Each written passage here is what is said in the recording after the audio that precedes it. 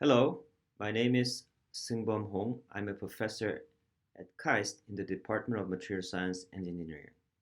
Today, I'm going to present on a few remarks on university-industry collaboration from university perspective.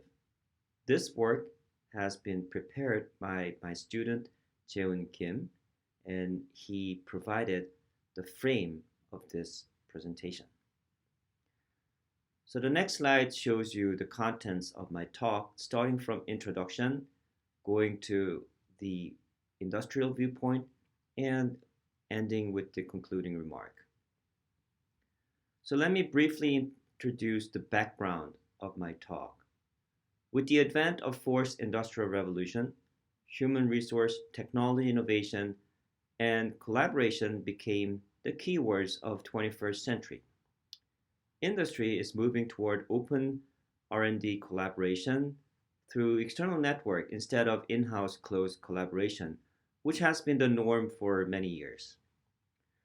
We need to strengthen the innovative collaboration between industry, as abbreviated I, university, as abbreviated U, and national labs, as abbreviated N, to actively prepare for upcoming change of society and aggressively expand the territory. Now, let's discuss about some issues with this trend in the world.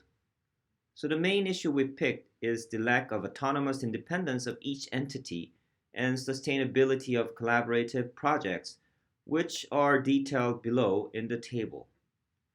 So if I go step by step, starting from university, you can see the issues for university consist or contain include lack of sustainability. It's all short-term projects. Lack of business model. They don't even think about their first customer. Unilateral communication between university and industry. They're kind of like giving one-way information.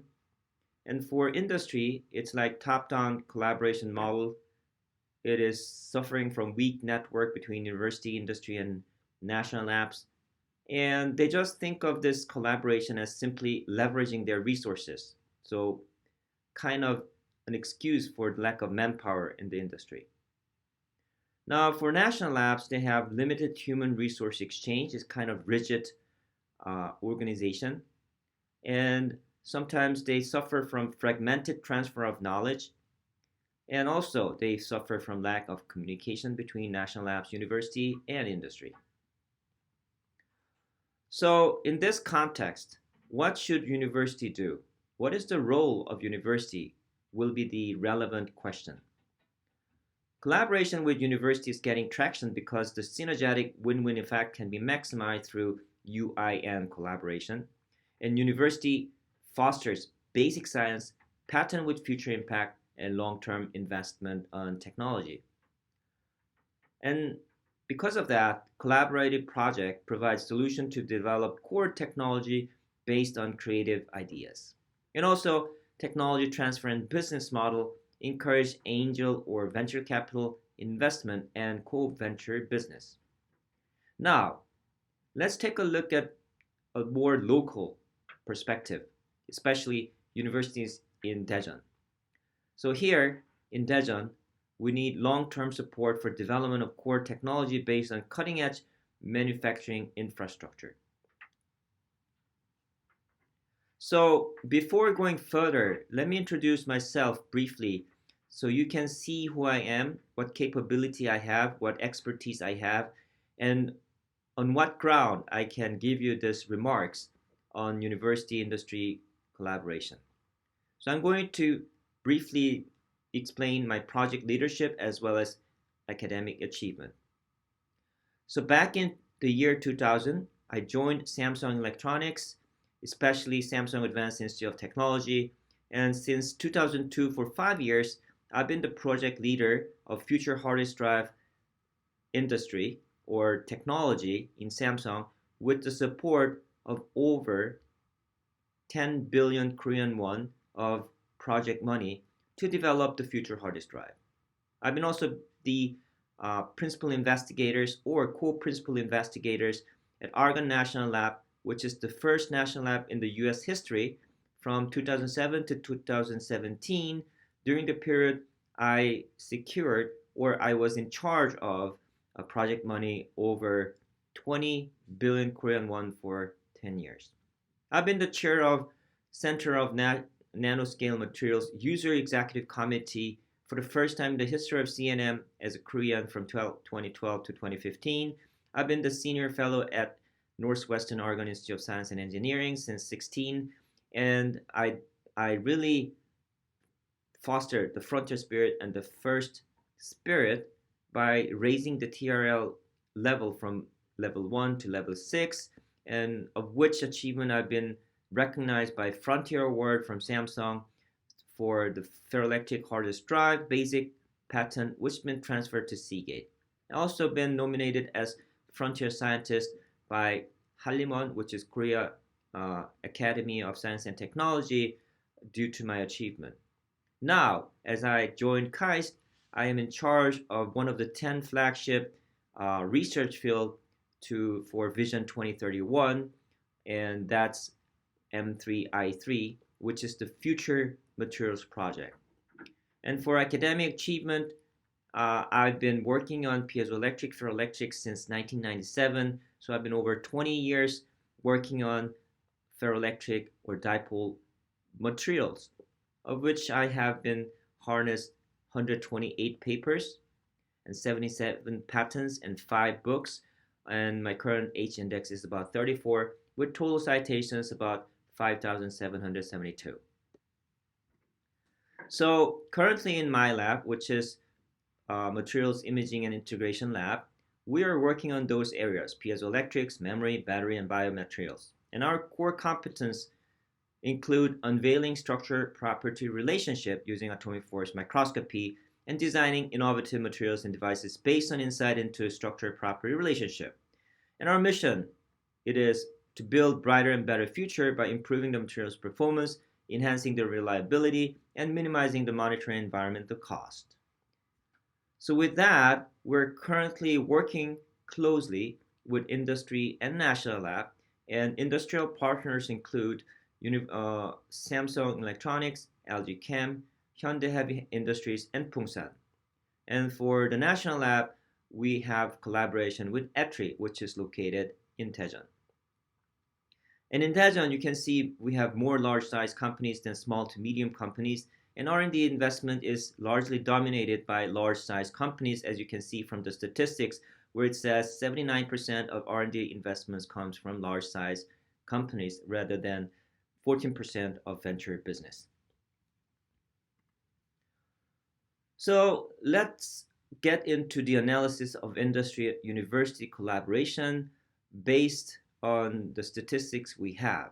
So let's focus on memory and battery materials.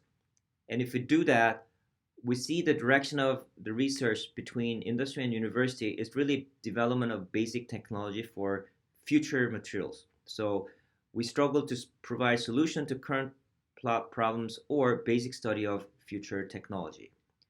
And if we categorize type of collaboration, we can categorize it into 3, namely number 1 being solution provider, number 2 development of new technology, and number 3 recruitment of talented human resource. And if we delve into the average duration of those projects, it is astonishingly very short term. It's 2.25 years with minimum of 1 year to maximum 5 years. So here we can see industry provides funding for the collaboration, and industry invests in the collaboration from future perspective rather than short-term profit. But if you look into the duration of the project, there is some mismatch. And now let's look into this collaboration from industry perspective. So based on the reports that is referenced here, if we analyze the collaboration goal from industry perspective, you can see on astonishingly majority of those projects focus on leveraging resource. So they are leveraging the lack of manpower inside their own company to outside university partners. And number 2, you can see they are very interested in early recruitment of talented graduate students, which accounts for 22.2%. So, if I summarize the part of this university industry national lab collaboration, it can be boiled into 3 points. Number one, the core value of the university lies in research and development of basic technology in preparation for the future industry based on academic competence. And number two, the companies which provide collaborative projects to our research team are mainly mid-sized and large companies, and they use their own funding source to ensure autonomy in universities. And last but not least, most companies participate in industry academia collaboration for the early acquisition of excellent talent and the basic R&D through the use of external resources.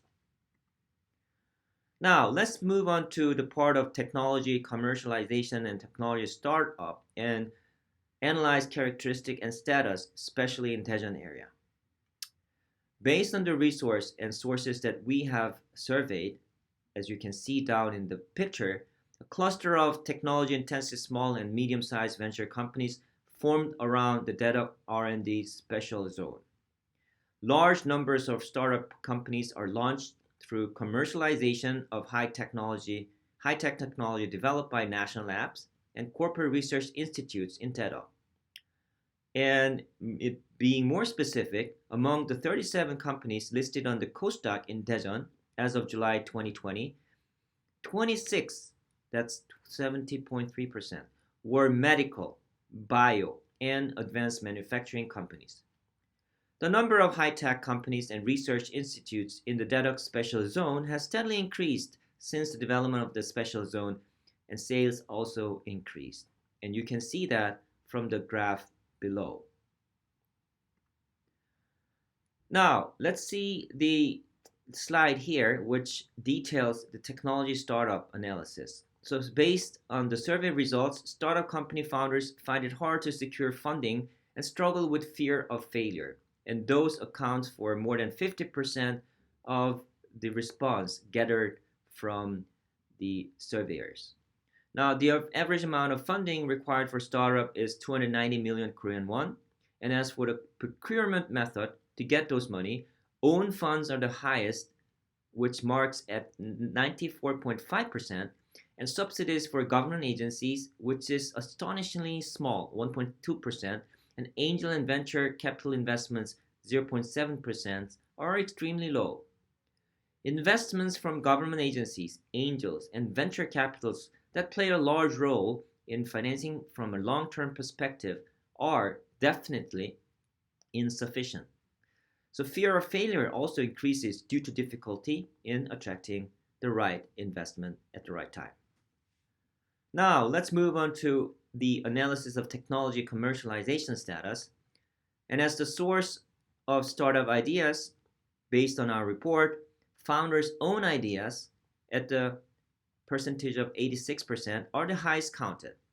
The share of technology transfer has gradually decreased since 2017, and among them, the share of universities as the subject of technology transfer has significantly decreased, which is very frustrating. The majority of cases, 56.2%, that technology hasn't been properly utilized during the commercialization stage after technology transfer. Unlike previous industry academic cooperation with large corporations, small and medium-sized and venture companies are evaluating the university's technology as low viability and disregard it. So there is a problem here too. Now, so let's dig into the problems in technology commercialization and technology startup and see the role of universities in addressing those problems. So the problems are here. We have difficulty in long-term technology startup due to financing limitations. And also, limitation of commercialization is there because of one-way technology transfer and commercialization from technology supplier to consumer. So it is one-way communication. That is the problem. Now, in tackling those problems, we can think of role of the university. Number one role will be the activating role of angel investment. So creating matching funds and investing in early startup companies through accelerator registration of university technology holding companies will be certainly one way to address one of the problems. The other role we can think of is having a joint venture between demand company and university. So from market discovery to commercialization of prototypes, demand companies and universities should jointly own and develop research and development together. In that way, they split the ownership, they split the risk, and they can dig into the synergy between those two entities and increase the rate of success. So let's take a look at the first role of university, which was to activate the angel investment. So let me first define some of the terminology that I just mentioned in the previous slide. So what is accelerator? Accelerator refers to a person who professionally promotes professional training such as discovering, nurturing, and investing in prior venture company founders. An accelerated registration of university technology holding companies has been increasing since the 2020, the year when the Venture Investment Promotion Act was implemented. In the existing technology holding companies, commercialization of technology owned by the university was the main business, but fund creation and venture investment became possible through accelerator registration. 13 out of 70 technology holding companies registered accelerators as of July 2020.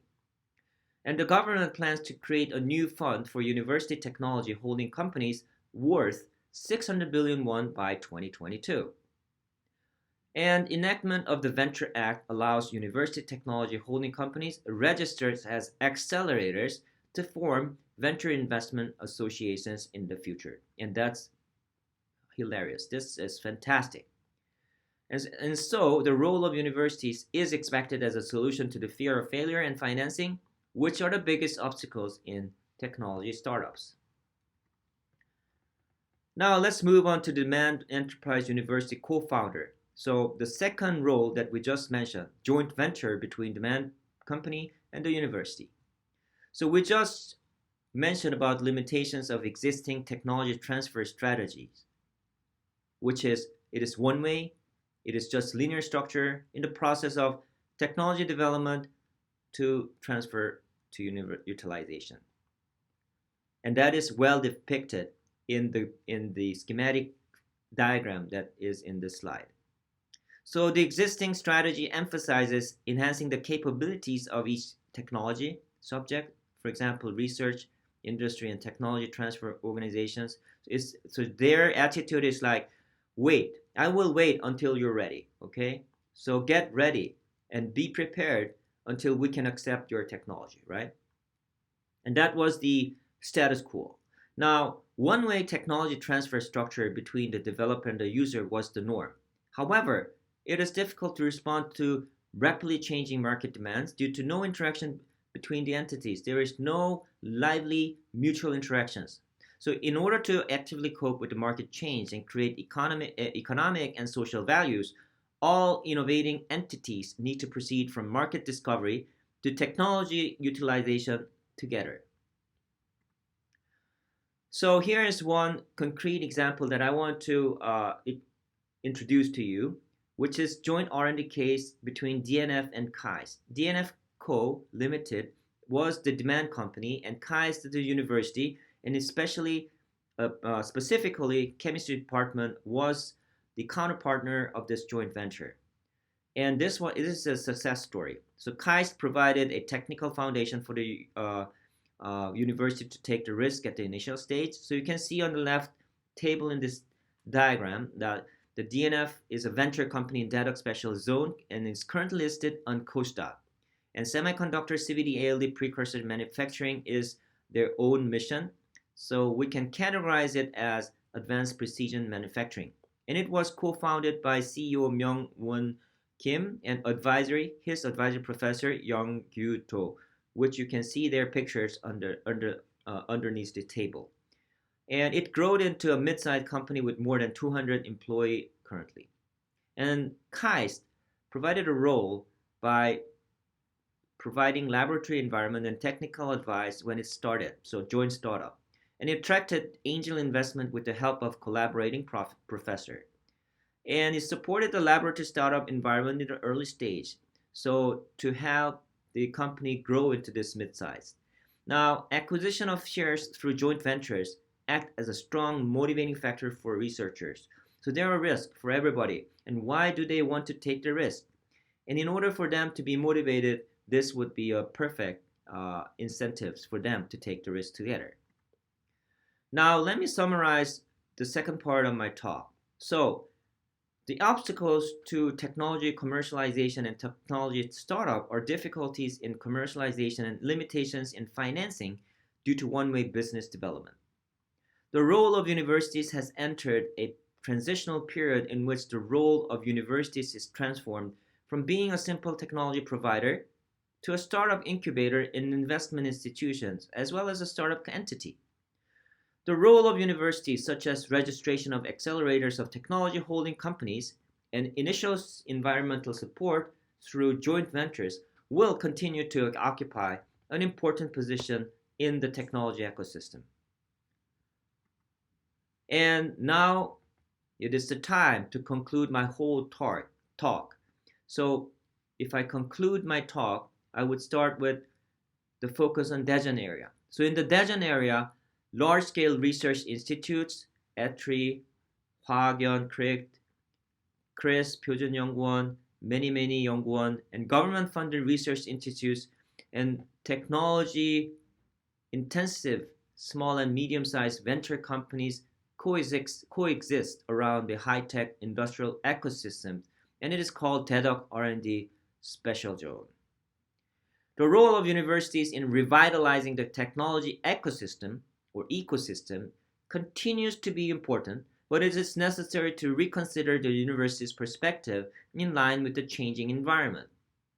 So, from the Industry University National Lab Collaborative Project, it presents a solution to develop original technology based on creative ideas. And our universities in Daejeon are in the very good position to fulfill this mission. Technology commercialization and technology startup. We should activate angel investment and co-founding with demanding companies. With that, I'd like to thank you for your attention and hope you enjoyed my talk. Thank you very much and have a nice day. Thank you.